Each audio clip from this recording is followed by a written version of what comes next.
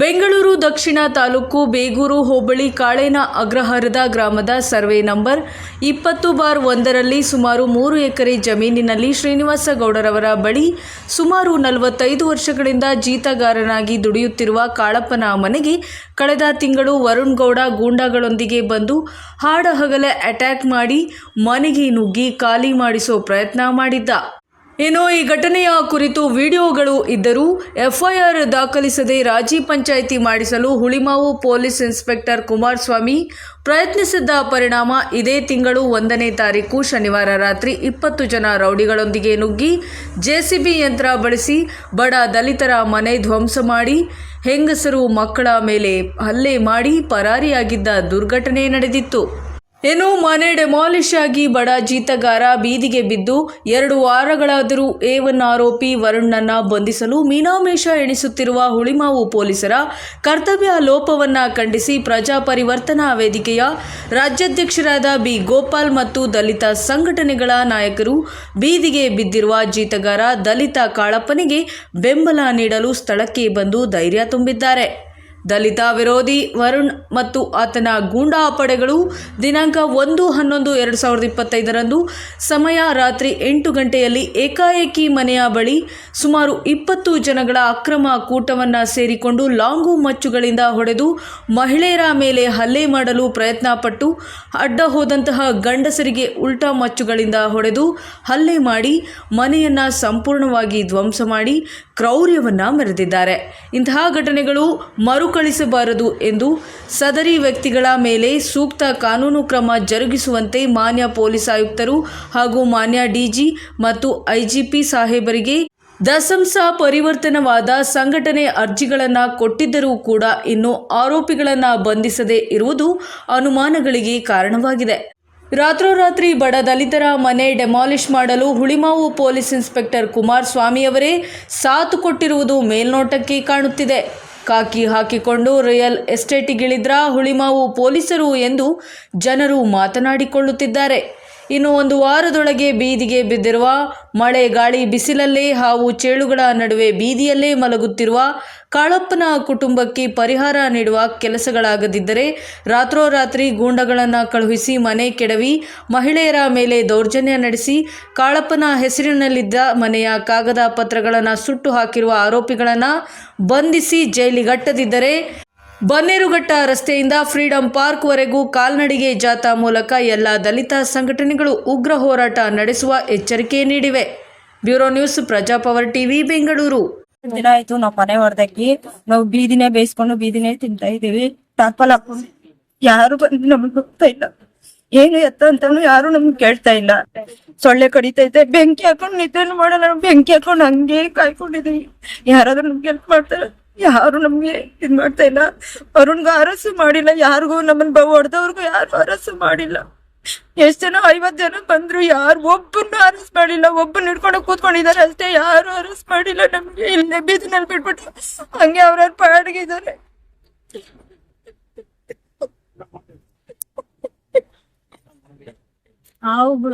November ಈ problem ಬಂದು ನಮ್ಗೆ ಸ್ಟಾರ್ಟ್ ಆಯ್ತು. ಮನೆ ಬಂದು ಡೆಮಾಲಿಷ್ ಮಾಡಿದ್ರು. ಅವಾಗಿಂದ ಇವತ್ತಿನವರೆಗೂ 12 ಡೇಸ್ ಆಯ್ತು.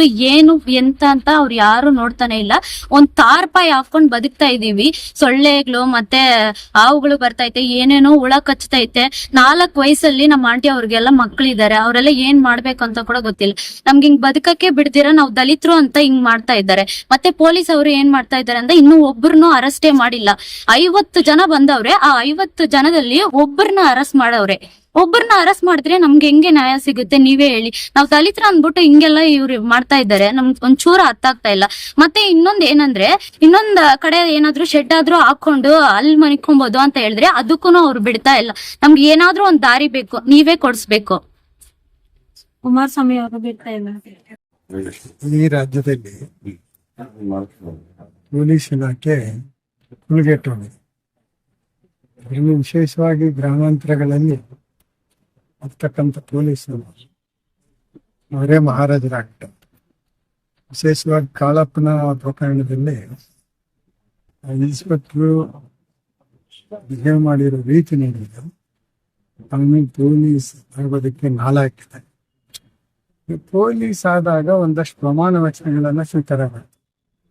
ನ್ಯಾಯ ನೀತಿ ಬಗ್ಗೆ ಬಡವರನ್ನ ಎತ್ತಾಕುವಂತ ಪರಿಸ್ಥಿತಿಗೆ ಬಂದಾಗ ನೋಡಿ, ನ್ಯಾಯಾಲಯದಲ್ಲಿ ಶಿಕ್ಷೆ, ಗಲ್ಲು ಶಿಕ್ಷೆ ಕೊಡುವಾಗ ನಿನ್ನ ಅಭಿಪ್ರಾಯ ಏನಪ್ಪಾ ಅಂತ ಕೇಳ್ತಾರೆ. ಗಲ್ಲು ಶಿಕ್ಷೆ ಕೊಡೋ ಇವ್ರನ್ನ ಎತ್ತಾಕದ್ಮೇಲೆ ಎಲ್ಲಿ ಹೋಗ್ಬೇಕು? ಆಲ್ಟರ್ನೇಟಿವ್ ಅದು ತೋರ್ಸ್ಬೇಕಲ್ಲ, ಅದು ತೋರ್ಸಿಲ್ಲ. ಎಂಜಿಲ್ ಕಾಸು ತಿನ್ನೋದಕ್ಕೆ ಹೋಗಿ ಇಂಥ ರದ್ದಾಂತ ಆಗಿದೆ, ಮಾನವ ಹಕ್ಕುಗಳು ಉಲ್ಲಂಘನೆ. ಈಗ ಅಟ್ರಾಸಿಟಿ ಕೇಸ್ ಕೊಟ್ಟು ಕೂಡ ಅರೆಸ್ಟ್ ಮಾಡಿಲ್ಲ, ಇಲ್ಲೇ ಓಡಾಡ್ಕೊಂಡು ಹೋಟೆಲ್ ಕಾಪಿಗಳು ಕುಟ್ಕೊಂಡು ಎಣ್ಣೆ ಹೊಡ್ಕೊಂಡು ಇಲ್ಲೇ ಓಡಾಡ್ತವ್ರೆ. ಒಂದಷ್ಟು ಅಲ್ಲಿ FIR ಇರೋರೆಲ್ಲ ಇಲ್ಲ, ಕಣ್ಮುಂದೆ ಜನ ನೋಡ್ತಾವ್ರೆ, ಏನು ಅಂತ ಗೊತ್ತಾಗ್ತಿಲ್ಲ. ಅದಕ್ಕಾಗ ಸ್ವಲ್ಪ ಅನ್ಸುತ್ತೆ. ಅದಕ್ಕೆ ಈಗ ನಾವು ಸ್ನೇಹಿತರು ಎಲ್ಲ ಸೇರಿ DCPನೋ ಅಥವಾ ಅಡಿಷನಲ್ ಕಮಿಷನರ್ಗೆ ಒಂದು ನಿಯೋಗ ಅಟ್ರಾಸಿಟಿ ಆಗಿ ಇಷ್ಟೊಂದು ದಿನ ಆಗಿದೆ, ಯಾಕೆ ಅವ್ರನ್ನ ಬಂಧಿಸಿಲ್ಲ, ಯಾಕೆ ಅದೇ ಪ್ರದೇಶದಲ್ಲಿ ಓಡಾಡ್ತಾ ಇದ್ದಾರೆ ಅಂತ ಒಂದು ಡೆಲಿಗೇಷನ್ ಹೋಗೋದಕ್ಕೆ ನಾವು ಮಾತಾಡಿದ್ದೀವಿ. ಇನ್ನೊಂದು ಘಟನೆ ಆಗಿದೆ. ಈ ಘಟನೆಯಲ್ಲಿ ಆಲ್ಮೋಸ್ಟ್ ಎಲ್ಲ ನಮ್ಮ ದಲಿತರನ್ನೇ ಬಳಸ್ಕೊಂಡಿದ್ದಾರೆ. ದಲಿತರ ಯುವಕರುಗಳು ಬಂದು ದುಡ್ಡುಗಳು ತಗೊಂಡು ಈಗೆಲ್ಲ ಮಾಡಿದ್ದಾರೆ. ತುಂಬಾ ಒಂದು ಸಮುದಾಯನೇ ತಂದಿತ್ತು, ಅವ್ರ ಮೇಲೆ ಬಿಡ್ತೀರಿ, ಎತ್ತು ಕಟ್ತಾ ಇದಾರೆ. ಆ ಥರದ ಒಂದು ಬುದ್ಧಿ ಮಾತು ಹೇಳಕ್ ನೋಡಿ. ಇದು ಈ ದಲಿತರಿದಾರಲ್ಲ, ಗುಲಾಮರ ವಂಶ ಇದು. 5,000 ವರ್ಷಗಳಿಂದ ಗುಲಾಮಗಿರಿಗೆ ಸಿಕ್ಕಾಪಗಾಗಿದೆ. ಇನ್ನು ಅಂತೇಳಿ ನಮ್ಮೆದುರುಗಡೆ ನೇರವಾಗಿ ನಿರ್ದೇಶನ ಮಾಡ್ತಾರೆ. ಆದ್ರೆ ಅವ್ರಿಗೆ ನಿರ್ದೇಶನ ಮಾಡಿ 8 ದಿವಸ ಆದರೂ ಕೂಡ ಕಾಳಪ್ಪ ಮತ್ತೆ ಅವ್ರ ಕುಟುಂಬಕ್ಕೆ ಮೇಲೆ ನಡೆದಂತ ದೌರ್ಜನ್ಯಗಳನ್ನ ಇದುವರೆಗೂ ಕೂಡ ಪೊಲೀಸ್ ಇಲಾಖೆ ಅಥವಾ DCRSL ಯಾವುದೇ ಕಾರಣಕ್ಕೂ ಯಾವುದೇ ಪೊಲೀಸ್ ಇಲಾಖೆಯವರು ಕೂಡ ರಕ್ಷಣೆ ಮಾಡ್ಲಿಕ್ಕೆ ಬರಲಿಲ್ಲ. ಇಲ್ಲಿ ಅವತ್ತಿಂದನೂ ಕೂಡ 12-13 ದಿವಸದಿಂದ ಕೂಡ ನಾವು ಅನೇಕ ರಾಜ್ಯಾಧ್ಯಕ್ಷರುಗಳು, ಅನೇಕ ನಾಯಕರು ಅಥವಾ ನಮ್ಮ ದಲಿತ ಸಂಘಟನೆಗಳಲ್ಲಿ ಕೆಲಸ ಮಾಡುತ್ತ ಅನೇಕ ಸಹಚರರು ಕೂಡ ಕಾಳಪ್ಪ ಮತ್ತೆ ಕುಟುಂಬನ ಜೊತೆಗೆ ಇದ್ದುಕೊಂಡು ಇಲ್ಲೇ ಬೈಲಲ್ಲೇ ಕೂತ್ಕೊಂಡು ಅವ್ರ ಜೊತೆಗೆ ಕುಟುಂಬಸ್ಥರ ಜೊತೆ ನಾವು ಕೂಡ ನಮ್ಮ ಜೊತೆಗಿದ್ದೀವಿ ಅಂತ ಹೇಳಿ ನಾವೆಲ್ಲ ನಿಂತ್ಕೊಂಡಿದ್ವಿ. ನಿಮ್ ಮುಖಾಂತರ ಸರ್ಕಾರಕ್ಕೆ ಅಥವಾ ಇಲಾಖೆಗೆ ಕೇಳುವಂತದ್ದು ಏನು ಅಂತ ಹೇಳಿದ್ರೆ, ಅದೇ ರೀತಿ ಒಬ್ಬ ದಲಿತ ಕುಟುಂಬ ಕಾಳಪ್ಪನ ಒಬ್ಬ ದಲಿತ ಅನ್ನೋ ಕಾರಣಕ್ಕೋಸ್ಕರ 12 ದಿವಸ ಆದ್ರೂ ನೀವು ಕೂಡ ಆ ದೌರ್ಜನ್ಯವೆಸಗಿದ ವ್ಯಕ್ತಿಗಳ ಮೇಲೆ ಕಾನೂನು ಕ್ರಮ ಜರುಗಿಸಲಿಲ್ಲ ಅಂತ ಹೇಳಿದಾಗ, ಅದೇ ನಾವೇನಾದ್ರೂ ಇನ್ನೊಬ್ಬರ ಮೇಲೆ ಯಾವ್ದಾದ್ರು ಜನರಲ್ ಅವ್ರ ಮೇಲೆ ಅಥವಾ ದೌರ್ಜನ್ಯಗಳು ಮಾಡಿದ್ರೆ ಆನ್ ಸ್ಪಾಟ್ ಸಂಜೆ FIR ಆಗಿ ಇಮಿಡಿಯೇಟ್ಲಿ ನೈಟ್ ಮನೆಗಳ ಹತ್ರ ಹೋಗಿ ಅವ್ರ ಮನೇಲಿರೋರ್ನೆಲ್ಲ ಕರ್ಕೊಂಬರೋರು. ಅವ್ರು ದೌರ್ಜನ್ಯ ಮಾಡಿದ ವ್ಯಕ್ತಿಗಳನ್ನ ಬಿಟ್ಬಿಟ್ಟು ಸಿಗ್ಲಿಲ್ಲ ಅಂತಂದಾಗ ಅವ್ರ ಮನೇಲಿರೋರ್ನ ಕರ್ಕೊಂಡ್ಬಂದು ಕುಂಡ್ರಿಸು, ಪ್ರೆಜರೈಸ್ ಮಾಡಿಸುವಂತ ಕೆಲಸವನ್ನ ಇದೇ ಇಲಾಖೆಗಳು ಮಾಡ್ತಿರ್ತಾರೆ. ಆದ್ರೆ ದಲಿತ ಕುಟುಂಬ ಒಂದೇ ಕಾರಣಕ್ಕೋಸ್ಕರ ಇನ್ನೂ ಪೊಲೀಸ್ ಇಲಾಖೆ ದೌರ್ಜನ್ಯಗಳು ಮಾಡ್ತುವಂಥದ್ದನ್ನ ನಾವೆಲ್ಲ ನಿಮಗೆ ಸಬ್ಜೆಕ್ಟ್ ತಿಳ್ಕೊಂಡಾಗ್ಲೇ ಗೊತ್ತಾಗ್ತದೆ. ಆ ವಿಚಾರವನ್ನ ಇಲಾಖೆಗೆ ಸ್ಪಷ್ಟವಾಗಿ ಎಲ್ಲಾ ಮುಖಂಡರು ಕೂಡ ತಿಳಿಸ್ತವೆ. ಈಗಾಗಲೇ ಒಂದು ನಮ್ಮ ಏನು ಸಮೂಹ ಇದೆ, ನಿಯೋಗ ಇದೆ, ಅದನ್ನ ಒಂದು ನಿರ್ಧಾರಕ್ಕೆ ಬಂದಿದ್ದೀವಿ. 8 ದಿವಸ ಈಗಾಗಲೇ ಟೈಮ್ ಕೊಟ್ಟಿದ್ವಿ. ಏನು ಈ 8 ದಿವಸದಲ್ಲೂ ಒಂದು ಪರಿಹಾರ ಕಂಡುಕೊಳ್ಳೇಬೇಕು ಅಂತ. ಸಪೋಸ್ ಇದು ಕಂಡುಕೊಂಡಿಲ್ಲ ಅಂತ ಹೇಳಿದ್ರೆ ಈ ಕಾಳಪ್ಪನ ವಿಚಾರ ಸುಮಾರು ರಾಜ್ಯ ಮಟ್ಟದ ವಿಚಾರವಾಗಿ ನಿಮ್ಮ ಮುಖಾಂತರ ಅದು ಆಗ್ತದೆ. ಆ ನಂತರದಲ್ಲಿ ಬಾಧಿತರು ಏನು ಅನುಭವಿಸ್ತಾ ಇದ್ದಾರೋ ಅದೆಲ್ಲದಕ್ಕೂ ಕೂಡ ಕಾರಣಕರ್ತರು ಇಲ್ಲಿನ ಈ ಪೊಲೀಸ್ ಇಲಾಖೆನೇ ನೇರವಾಗಿ DCRSL ನ ಇಲಾಖೆಯವರು ಕಾರಣ. ಇವ್ರ ಮೇಲೆ ಅವ್ರು ಹೇಳ್ಕೊಳ್ಳೋದು, ಅವ್ರ ಮೇಲೆ ಇವ್ರು ಹೇಳ್ಕೊಳ್ಳುವಂತ ಪ್ರಮೇಯನ ಮಾಡ್ತಾ ಇದ್ದಾರೆ. ಸುಪ್ರೀಂ ಕೋರ್ಟ್ ಅಥವಾ ಹೈಕೋರ್ಟ್ ಡೈರೆಕ್ಷನ್ಸ್ ಇದ್ರೂ ಕೂಡ 18A ಸೆಕ್ಷನ್ ಪ್ರಕಾರ ಇಮಿಡಿಯೇಟ್ಲಿ ಅರೆಸ್ಟ್ ಮಾಡಬೇಕು ಅನ್ನುವಂತ ಆದೇಶ ಇದ್ರೂ ಕೂಡ ಯಾವುದೇ ಕಾರಣಕ್ಕೂ ಅದನ್ನು ಪಾಲನೆ ಮಾಡ್ತಾ ಇಲ್ಲ. ಹಾಗಾಗಿ ನನಗೂ ಗೊತ್ತಿರೋಂಗೆ ಇಷ್ಟೇ, ಏನು ಈಗ ಇವರೆಲ್ಲರೂ ಕೂಡ ಇಲಾಖೆಯವರು ಅದೇನೋ ಹೇಳ್ತಾರಲ್ಲ, ಇವನ್ ಮೇಲೆ ಅವನು ಅವನ ಮೇಲೆ ಇನ್ನು ಅಂತ ನಾವು ಮಾತಾಡ್ತೀವಲ್ವಾ, ಆ ರೀತಿ ಒಂದು ಇಲಾಖೆ ಮೇಲೆ ಇನ್ನೊಂದು ಇಲಾಖೆ ಮೇಲೆ ಜವಾಬ್ದಾರಿ ವಹಿಸಿ ನಮಗೂ ಅದಕ್ಕೆ ಸಂಬಂಧ ಇಲ್ಲವನ್ನುವಂತ ಕೈ ಕಟ್ಟಿಕೊಳ್ಳುವಂತ ಕೆಲಸವನ್ನ ಈಗಾಗಲೇ ಇಲಾಖೆ ಮಾಡಿದ ಅದನ್ನ ವಿರೋಧ ಮಾಡ್ತದೆ ಇಲ್ಲಿನ ದಲಿತ ಸಮುದಾಯ. Thank you. ಕಾಳಪ್ಪ ಅವ್ರ ಮೇಲೆ ಘಟನೆ ನಡೆದು 12 ದಿನಗಳಾಗಿದೆ. ನಾವು ಡೇ 1 ಇಂದ ಅವ್ರ ಜೊತೆಲಿದ್ದೀವಿ. ಈ ಘಟನೆನ ನಾವು ಒಕ್ಕರಳಿದ ಎಲ್ಲಾ ದಲಿತ ಸಂಘಟನೆಗಳ ಮುಖಂಡರುಗಳ, ರಾಜ್ಯಾಧ್ಯಕ್ಷರುಗಳ ಮೂಲಕ ನಾವು ಒಕ್ಕರಳಿಂದ ಈ ಘಟನೆಯನ್ನ ಖಂಡಿಸಿದ್ದೀವಿ. ನಮಗೀಗ ಸಮಸ್ಯೆ ಏನಂದ್ರೆ 12 ದಿನದಿಂದ ಕಾಳಪ್ಪ ಮತ್ತು ಅವರ ಕುಟುಂಬ ಚಿಕ್ಕ ಮಕ್ಕಳನ್ನಿಟ್ಕೊಂಡು ಈ ಜಮೀನ ಒಂದು ಭಾಗದಲ್ಲಿ ಇದ್ದಾರೆ, ಇದ್ದಿದ್ದು ಮನೆಯನ್ನ ಹೊಡೆದಾಕಿದ್ದಾರೆ. ಅವ್ರಿಗೆ ಒಂದು ಸೂರನ್ನ ಕಟ್ಕೊಡ್ಬೇಕಂತೇಳಿ ನಾವು ಸಮಾಜ ಕಲ್ಯಾಣ ಇಲಾಖೆಗೆ ಮನವಿ ಮಾಡಿದ್ದೀವಿ, ಸ್ಥಳೀಯ ಪೊಲೀಸ್ ಇಲಾಖೆಗೆ ಮನವಿ ಮಾಡಿದ್ದೀವಿ, ಮತ್ತೆ ಉನ್ನತ ಅಧಿಕಾರಿಗಳಲ್ಲೂ ನಾವು ಮನವಿ ಮಾಡಿದ್ದೀವಿ. ಆದ್ರೆ ಇದುವರೆಗೂ ಅವ್ರಿಗೆ ಒಂದು ಸೂರನ್ನ ಅವರು ಕಲ್ಪಿಸ್ಕೊಟ್ಟಿಲ್ಲ. ಒಂದು ತಾತ್ಕಾಲಿಕ ಸಡ್ಡು ನಾವೇ ಚಳುವಳಿಯವರು ನಿಂತು ಹಾಕೊಟ್ಟಿದ್ದಾರೆ.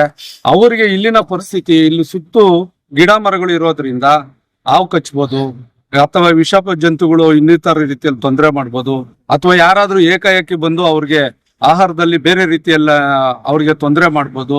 ಇದು ಏನೇ ಕಾರಣ ಆದ್ರೂ ನೇರ ಹೊಣೆ ಈ ಪೊಲೀಸ್ ಇಲಾಖೆ ಆಗುತ್ತೆ.